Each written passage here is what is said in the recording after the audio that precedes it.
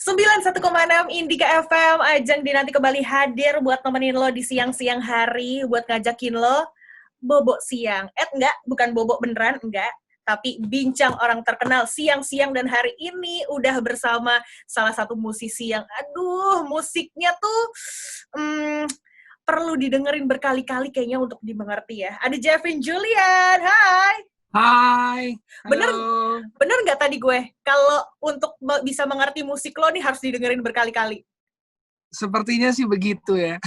Kayaknya kalau cuma Karena ada sekali. beberapa teman gue juga bilang kayak gitu sama. Tapi by the way, nanti kita akan bahas tentang musik lo. Gue pengen nanya kabar lo gimana nih? Alhamdulillah baik-baik aja. Uh-huh. Kemarin akhirnya semalam akhirnya pertama kalinya gue pergi keluar sama temen gue untuk olahraga bareng di daerah Senayan. Tapi ya tetap dengan penutup Yeah. Masker, terus pakai sarung tangan, tetap jaga kebersihan. Apa nih, goesan kayak anak-anak zaman sekarang? Enggak, gue emang sebenarnya udah doyan sepedaan tuh udah lama sama teman-teman. Tapi karena kebetulan sepeda gue lagi rusak, jadinya gue pakai skateboard kecil gitu, cruiser. Gue biasanya nelusurin Jalan Sudirman, bolak-balik sama teman. Kayaknya kita harus dipersatukan nih, karena gue anak sepedahan sekarang, dan gue juga anak inline skate, kayaknya bisa dipersatukan kayaknya. Oh iya, bisa banget. Gue sepedaan tuh udah dari dulu sih biasanya sama teman-teman. Itu udah kegiatan rutin dari berapa tahun yang lalu gitu sama teman. Tapi kemarin karena lagi pandemi gini kan jadi berhenti. Bener. Terus sepeda gue rusak, jadi gue nggak bisa ikutan. Iya, mendingan kayak udah lu yang lain dulu, jangan sepeda ya, karena sekarang sepeda nih di sosial media lagi dihantem abis-abisan nih bilangnya. Oh iya, kenapa tuh? Gue nggak pernah tahu tuh. Karena kan jadi banyak kan, lu pasti lihat dong berita, wah pesepeda banyak banget, mungkin lo lihat di sosial media juga gitu kan.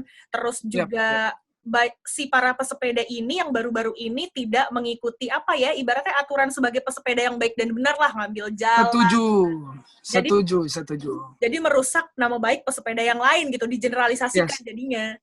Sebenarnya gue nggak ngelihat di berita dan nggak ngelihat banyak di sosial media, lebih ke pas gue lagi jalan naik mobil sih. Kemarin tuh gue ngeliat kayak banyak banget orang main sepeda, tapi menurut gue kayak nggak di line yang benar sebenarnya. Jadi kayak membahayakan diri sendiri dan membahayakan orang lain juga sih sebenarnya. Betul. Ntar kan kalau amit-amit kenapa-napa, yang salah siapa? Kita yang bawa mobil, ya kan? Iya, pasti yang kendaraan lebih besar kan. Betul.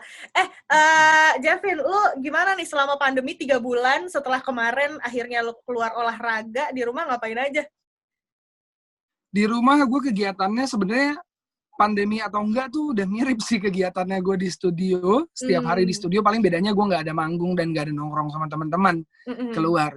Tapi sisanya sih sebenarnya sama aja, kayak memang lagi nggak ada manggung dan lagi nggak ada nongkrong sama teman-teman aja. Jadi gue di rumah doang, di depan studio, dan emang udah terbiasa di depan studio. Bikin lagu sama main game. Tapi emang basically lu anak rumahan ya?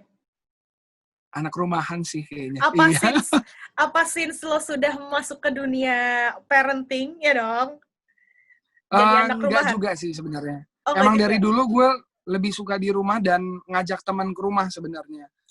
Karena ya itu sih, dan gue biasanya jarang yang nongkrong kemana gitu, lebih kayak main ke rumah teman, lebih kayak gitu sih. Iya. Karena rasanya lebih enak aja, lebih leluasa. Lebih leluasa, lebih hangat, dan lebih murah, Bo. Lebih hangat. Dan lebih murah, benar. Iya. Lu di mana sih tinggal? Gue di daerah Tangerang, di Cirende. Men, sama. Gue juga Cirende. Oh iya, Cirende mananya? Ancur, gue Gelagah. Tau gak lu? Yang Gelagah, deket banget. Villa Cineremas. Gelagah yang tembusnya ke Cimas kan? Cineremas kan? Iya, kemarin gue sepedaan dari situ ngelewatin Villa Cineremas ke kantor Pejaten. Gue sering banget lewatin Gelagah kalau mau ke Cimas, ada rumah teman gue di situ kan. Dan gue sering banget ngelewatin selalu lewat Gelagah malah. Iya. Wah, kita tetangga ya. Tetangga. Tangsel berarti kita kan anak 3 kabupaten ya nggak? Banten, Depok, deket Cinere kan? Sama Jaksel, sama Jakarta. Jaksel. Cirende. Kita perbatasan semua ya. Asli. Mau kemana-mana deket. Oke, nanti kita akan lanjut lagi teman Indika ngobrol-ngobrolnya sama Jeffin Julian. Apalagi Doi lagi punya lagu baru. Ada 2 lagu baru ya, Jeff, dari lo. Ada album juga. Albumnya udah keluar belum sih? Albumnya belum. Cuma Ini road to album. oh, ini rangkaian menuju album baru. Gue bisa ngobrol sama seorang Jevin Julian yang menurut gue sih seorang musisi yang sangat jenius. Kenapa gue bilang jenius? Itu dengerin musiknya tuh untuk bisa dimengerti nggak hanya cukup untuk didengerin sekali dua kali, harus berkali-kali dicerna dari segi liriknya yang kayaknya penuh filosofis. Ini gue soto ya apa gimana ya, Jeff? Apa emang lu gitu orangnya ya? Apa Sebenarnya ini bukan sesuatu yang gue rencanakan sih. Ini cuma memang gue setiap bikin lagu, setiap gue nulis itu apa yang ada di kepala, apa yang gue rasain gue keluarin aja, dan ternyata outputnya seperti itu gitu. Dan ya ada yang bilang kayak, Jeff ternyata lo orangnya puitis ya, Jeff ternyata lo orangnya melankolis ya, ternyata lo gini ya. Ya nggak tau lah, memang begitu apa adanya. Nah, ini akan nanti akan gue mirip-mirip sama pertanyaan yang akan gue tanyakan. Kita ngobrolin dulu nih, lagu lo ada 2 yang baru. Judulnya adalah Ambisi Publikasi, lalu yang kedua Teori Segalanya. Tuh, teman Indika. Betul sekali. Filosofis banget kan? Kita ngomongin Ambisi Publikasi dulu nih. Ambisi Publikasi yang lo angkat adalah isu tentang sosial media, terus bagaimana kita menciptakan image yang kita keluarkan gitu ya. Emang lo merasakan apa sampai akhirnya lahir nih si Ambisi Publikasi ini? Oke, jadi sebagai intro gue cerita dulu soal albumnya biar lebih gampang dicerna. Ya, boleh. Album ini sebenarnya lagu-lagu yang ada di album ini adalah lagu-lagu yang gue tulis berdasarkan pengalaman gue. Pengalaman gue pribadi, kayak pengalaman yang berkesan lah.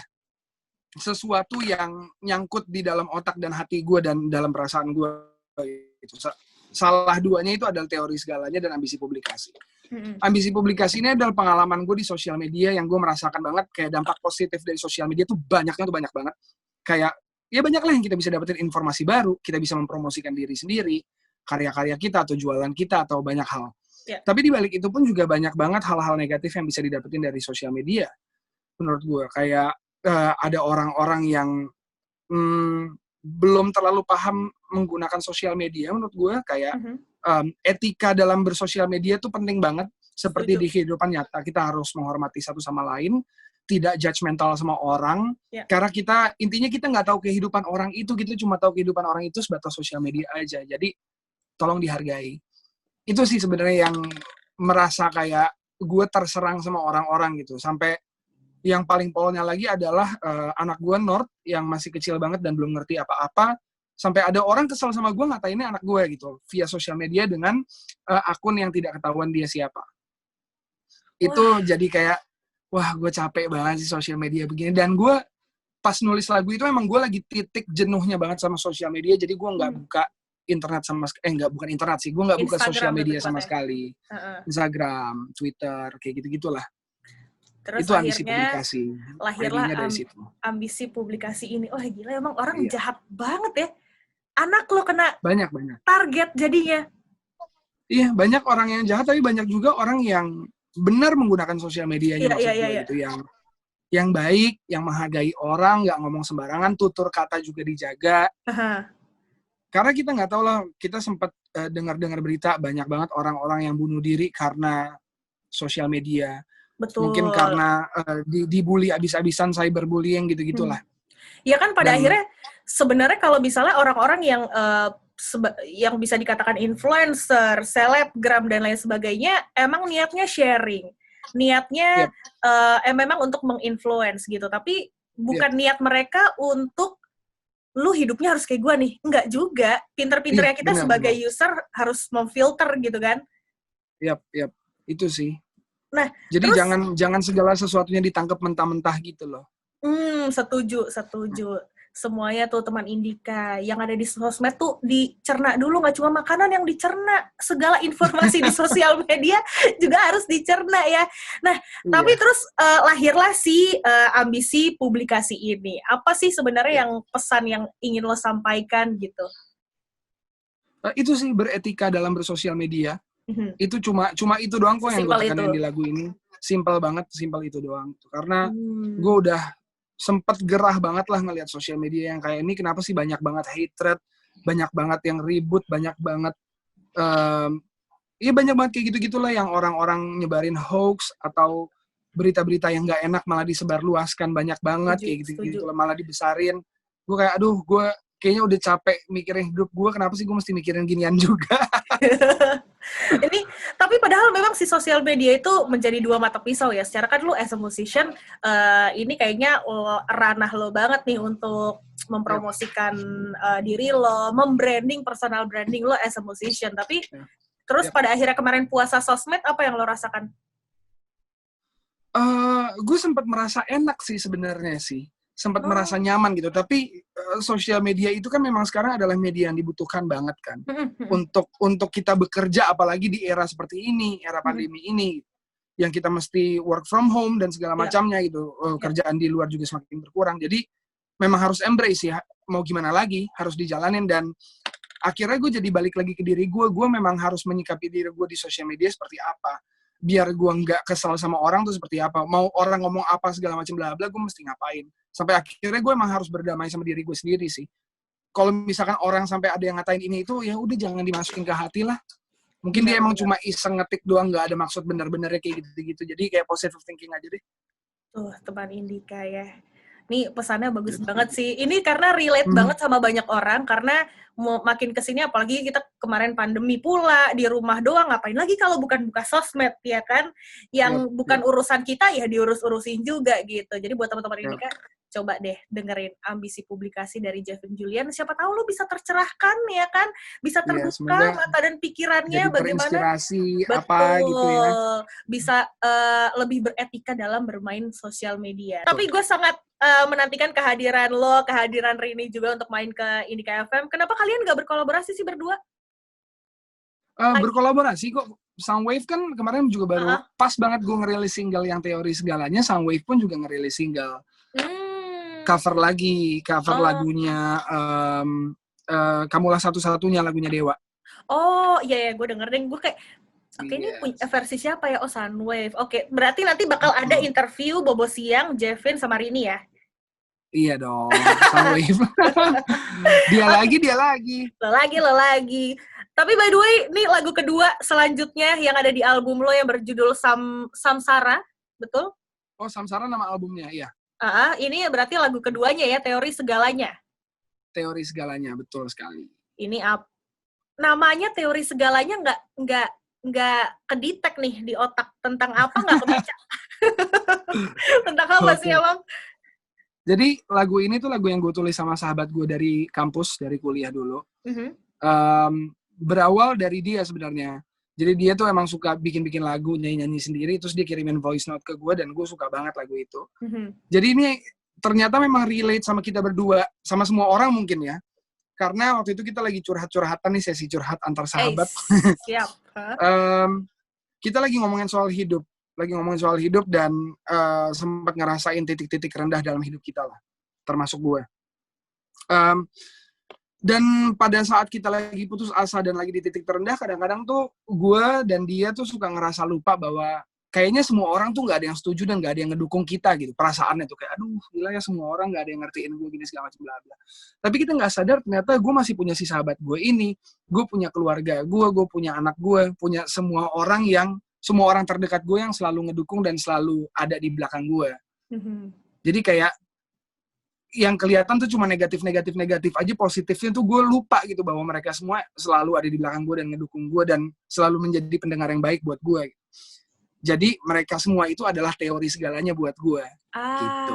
I see. Tuh kan teman Indika filosofis. Nggak, tapi memang begitu, gue setuju sih. Terkadang kita justru mengharapkan orang lain untuk support kita tanpa kita sadari bahwa memang orang-orang terdekat kita ya mereka lah yang selalu ada, mereka lah tempat kita untuk pulang, ya nggak sih? Terutama keluarga ya. Selain keluarga, sahabat, teman lo yang tadi ikutan bikin lagu, siapa lagi nih yang menjadi support system lo? Kalau misalnya based on lagu ini, setiap gue ngedenger lagu ini, muka pertama yang muncul di kepala gue tuh North sih. Selalu North. North. Terus gue ke Rini, terus ke yang lain gitu. Tapi pertama tuh selalu North. Karena dia tuh kayak emang alasan dari segala-galanya gue ada di sini sih. Iya. Alasan segala-galanya. Kalau kayak gue, sempat ada teman gue yang saudara gue yang pertama kali gue kasih denger lagu ini, dan dia sampai nangis dengernya. Gara-gara dia tuh udah sempat putus asa banget, dia bilang kayak kalau bisa gue mengakhiri hidup gue akhirin deh hidup gue, dia bilang gitu. Tapi dia sampai akhirnya semuanya langsung berubah gara-gara dia ngedengar suara anaknya. Setelah dia ngedengar suaranya kan langsung, oh enggak sih, gue harus masih di sini sih, gue harus ngelanjutin hidup gue buat dia sih gitu. Jadi emang, dan itu pun jadi salah satu inspirasi buat lagu ini juga. Ya, pada akhirnya kita harus mengingat-ingat kembali apa sih tujuan kita, buat siapa sih kita ada di dunia ini, ya nggak sih? Yep. Itu yang kadang lupa karena kita terlalu fokus sama urusan kita sendiri. Ih, cakep banget Ajeng Dinanti. Nih gara-gara dengerin lagunya Jevin Julian semalam, gue pengen nanya nih, kan ada liriknya juga yang bilang gini, kau teori atas segala-galanya, melampaui batas logika hingga akhir masa, abadi selamanya hingga akhir masa. Maksudnya apa tuh? Maksudnya itu sebenarnya kalau di situ karena memang gue kebayangnya North, anak gue sendiri, dan ya kayak yang tadi gue bilang, North itu adalah alasan segala-galanya. North itu adalah teori segala-galanya buat gue gitu. Kayak teori gue bekerja, jawabannya itu North.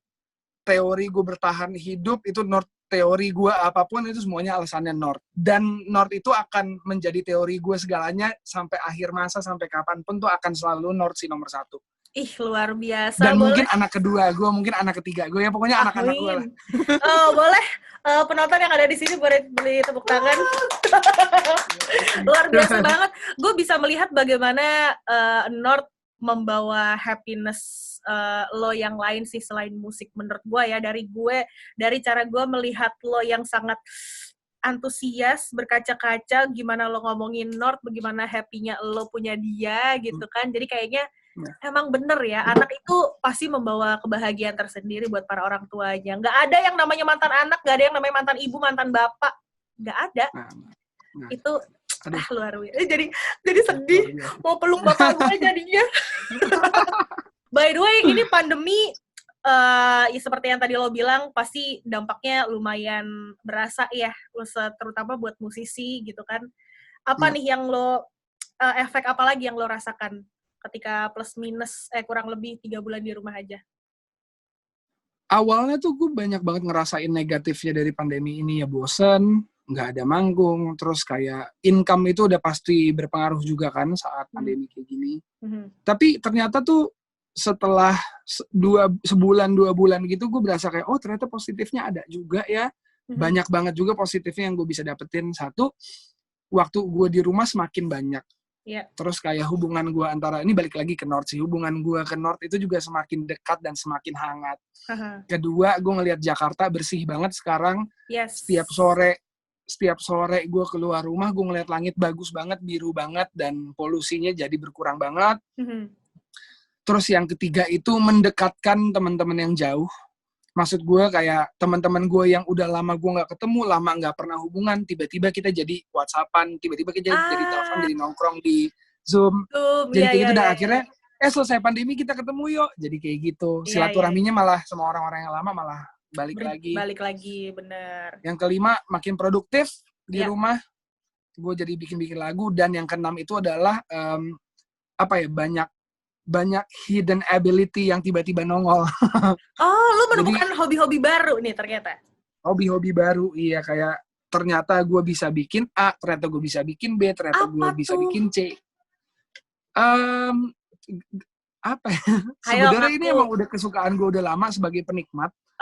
Kayak video itu gue suka banget ngeliat art video, kayak orang bikin filmmaking lah, terus orang bikin konten game, gue suka sebagai penikmat aja. Terus gambar dan melukis, terus fotografi sama video making tadi udah ya. Semuanya itu tadinya gue cuma sebagai penikmat, dan sekarang tiba-tiba gue jadi nyobain ternyata gue kayak, oh gue bisa ya ternyata ya, jadi bikin ini, bikin itu. Nyoba-nyoba ternyata jadi. By the way, Jeff, ini nanti kalau somehow tiba-tiba mati, mungkin aku akan resend link lagi kali ya? Nggak apa-apa. Boleh, nggak apa-apa ya? Karena boleh. Takutnya tiba-tiba mati, masih banyak banget nih di kepala gue yang pengen gue obrolin sebelumnya. Oke. Apa ya? Oke. Boleh dong. Kalau lu tadi sempat bilang masa pandemi ini membuat lo jadi lebih produktif. Tadi udah ada lagu, ambisi publikasi, teori segalanya. Ada album juga nih katanya, Samsara ya? Iya. Samsara, betul. Dan terpastinya produktif juga di studio tuh, bisa dilihat dia lagi di studio nih, teman Indika. Bisa dilihat bagaimana studionya. Kelihatannya sih rapi, nggak tahu tuh. Mungkin di bagian bawah ada mainannya Nord kali ya? Di bagian bawah, iya, di bagian bawah tuh ada mainan Nord. Oh. Nih ada mainan-mainan yang ada mainan yang tergeletak di mana-mana gitulah. Tergeletak parenting life. Tapi suka banget deh bagaimana Jevin Julian ini mulai beradaptasi juga, lo as a musician dan juga as a father gitu dong. Lo ada kesusahan Harus dong. Maksudnya, gimana nih perasaan lo begitu masuk ke dunia parenting? Aduh, nggak ngerti sih, gue nggak bisa ngejelasin karena rasa senangnya tuh udah nggak ada yang bisa gantiin sih, seneng banget. Terus dia udah mulai besar sampai akhirnya gue dan Rini merasa berhasil mendidik dia sejauh ini karena umur 2 tahun Nord sudah bisa baca, Nord udah bisa nyanyi, Nord udah mengenal nada, dan dia udah bisa berkomunikasi, interaksi, udah bisa ngobrol. Udah bisa investasi saham juga kayaknya ya? Investasi saham. Kemarin habis ngegali tanah depan, terus tiba-tiba ada nemu minyak di situ. Oh, langsung migas. Mining, dia langsung mining, dapat minyak gitu. Makanya besok ya gitu lah. Ya udah macem-macem deh bisanya deh. Seru ya, ini kan kalau kata orang kan golden age nih, umur-umur ketika, ya repot gitu kan, perintilan-perintilan anak kecil, tapi mungkin one day inilah yang lo kangenin as a parent kali ya, nanti anak lo udah gede. Betul. Memang sih kan banyak banget orang-orang yang bilang, dan Rini pun juga bilang bahwa umur 2 dan umur 3 sampai umur 4 tuh lagi bandelnya tuh pol banget deh, lagi bandel banget dan lagi cengeng banget gitu. Ternyata memang benar, dia tuh lagi aktif, lagi bandel, dan lagi cengeng banget, tapi kita selalu embrace aja sih, selalu kita jalanin aja dengan ikhlas, karena kita mikir, memang kalau misalkan ada anak kedua bisa keulang lagi seperti ini, tapi kan bukan anak yang sama gitu. Jadi masing-masing punya momen cerita. kita bersama anak kita itu akan sedikit banget sebenarnya. Cuma 3 tahun, momen kayak gitunya ya, cuma 2-4 tahun. Iya, emang Jadi umur 2, 3, 4, 5 tuh lagi bandel-bandelnya. Sama kalau nggak salah umur 17, 18 deh kalau nggak salah. Iya, segituan lah, 17, 18. Aduh, apakah nanti di album lo yang Samsara ini ada lagu khusus buat Nord? Ada lagu yang gue. Jadi album Samsara ini tuh ada yang tentang almarhum bokap, ada yang tentang orang tua, ada yang tentang keluarga inti, ada yang tentang Rini, ada yang tentang Nord, terus ada yang tentang diri gue sendiri, sisanya ada yang tentang sahabat-sahabat dan teman-teman juga. Kapan sih rilisnya? Albumnya itu insya Allah tahun ini sih. Tadinya gue berencana rilis albumnya Oktober, tapi sepertinya akan gue pengen undurin dulu, jadi singlenya yang gue banyakin. Ada 15 lagu di album ini, jadi singlenya mungkin 9 lagu, 10 lagu. Baru albumnya. Berarti aku tunggu pertemuan kita 8 kali lagi ya? Oke. Ntar tiba-tiba obrolan besok Nord udah bisa apa, aku juga ikut update jadinya. Ya, betul. Update tiap bulan ya. Tiap bulan kan ada yang baru. Nord lagi bisa apa? Kemarin kan investasi saham, terus taunya bulan depan udah bisa ikut apa kayak gitu kan. Udah bisa ikutan goes ke Villa Cinemas. Udah nyalonin buat jadi presiden. Say. Menteri apa gitu ya? Jadi caleg ya, pokoknya gitulah. Jevin, terima kasih banyak sudah ikutan ngobrol-ngobrol di Bobo siang hari ini. Sama-sama, terima kasih juga Ajeng. Boleh dong kasih tahu bisa didengerin di mana album lo yang Samsara ini, mungkin ajak teman-teman Indika juga kenapa harus mendengarkan lagu-lagu lo, single-single lo menuju album Samsara nanti. Oke, jadi lagu-lagu yang akan gue rilis setiap bulan itu sudah bisa didengarkan di semua digital stores, kayak di Spotify, Joox, Apple Music, Reso, dan semua digital stores di YouTube juga. Terus jangan lupa juga untuk request juga di Indika lagu-lagunya, dan kenapa kalian harus dengerin, karena sebenarnya gue bermusik itu untuk gue berteman sama orang sih. Gue orang yang agak susah untuk ngobrol sama orang-orang baru. Gue orang yang lumayan tertutup dan malu. Iya. Enggak. Kecuali kalau kayak gini ya. Oh, tapi gitu. maksud gue kadang-kadang tuh ada orang yang tertutup juga dan gue nggak bisa untuk memulai pembicaraan duluan gitu loh. Oh, berarti besok-besok Kalau ini kalau kan kita ketemu di PIM, aku nggak nyapa deh kalau gitu, takut lupa. Takut Gavinnya lupa sama aku. aduh, jangan gitu, nggak, siapa aja hai. Nggak, tapi gue ramah kok, ramah banget. Terbukti banget kalau yang itu. Jadi gue bermusik dan bikin album ini tuh bertujuan untuk apa ya, berkomunikasi sih sebenarnya sih. Ini untuk gue berkomunikasi sama orang-orang. Dan gue juga kayak gue bikin setiap Kamis itu gue bikin nongkrong online bareng-bareng sama siapapun, strangers bisa ikutan, buat gue bisa kenalan sama orang lebih banyak lagi, kayak gitu sih. Wah, baik. Itulah berarti caranya Jevin Julian untuk berkomunikasi sama banyak orang melalui karya-karyanya. Setuju banget kayaknya, soalnya dari tadi ngobrol, dari 2 lagu yang kita obrolin aja, gue bisa menyimpulkan, sedikit banyak gue bisa menyimpulkan lo tipe orang yang seperti apa. Cilah, sotoy gila gue. Wow. Lebih ke kayak cenayang ya. Jevin, terima kasih banyak.